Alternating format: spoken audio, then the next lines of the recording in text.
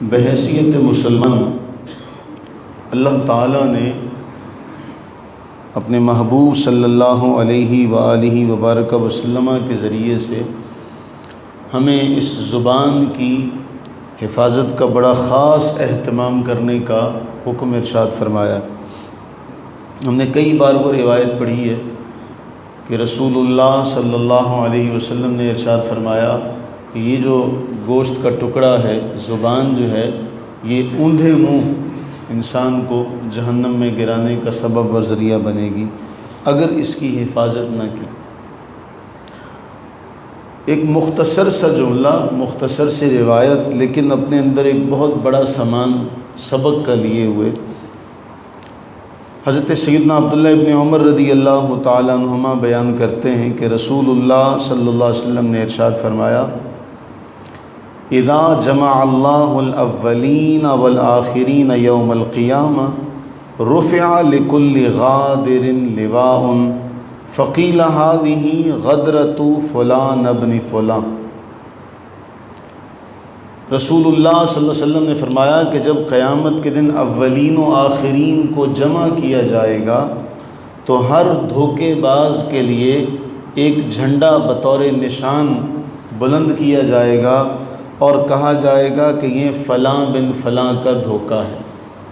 یعنی وہ جو جھنڈا جو بطور علامت بلند کیا جائے گا، یہ اس بات کی نشانی ہوگی کہ دور سے پتہ چل جائے کہ وہاں کوئی دھوکے باز کھڑا ہے، وہاں کوئی دھوکے باز کھڑا ہے۔ تو ہر دھوکے باز کو اللہ تعالیٰ قیامت کے دن نمایاں کرے گا، لوگوں کے سامنے ظاہر کرے گا کہ یہ ہے جو دنیا میں دھوکہ دیتا تھا۔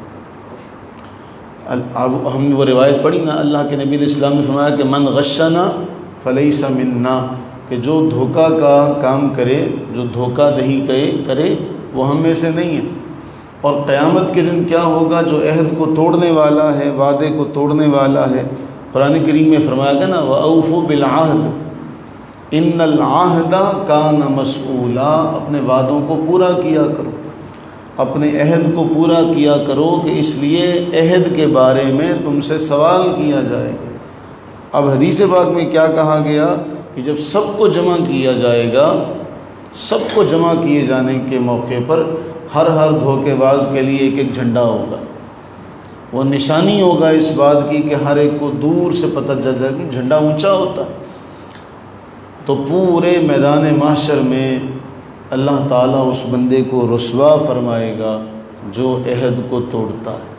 اور یہ وہ مالک ہے کہ جو اللہ تعالیٰ، وہ ذات جو دنیا میں ہمیں فرمائے کہ کسی کا عیب چھپا لو، اللہ تمہارے دنیا میں بھی عیب چھپائے گا، آخرت میں بھی عیب چھپائے گا۔ اس مالک کا یہ عمل ہوگا کہ قیامت کے دن ہر دھوکے باز کے لیے بطور نشان جھنڈا لگایا جائے گا تاکہ سارے اہل محشر کو، اولین و آخرین کو پتہ چلے کہ یہ دھوکے باز ہے۔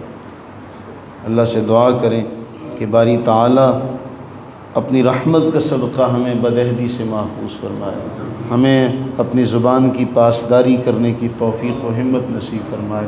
آمین ثم آمین۔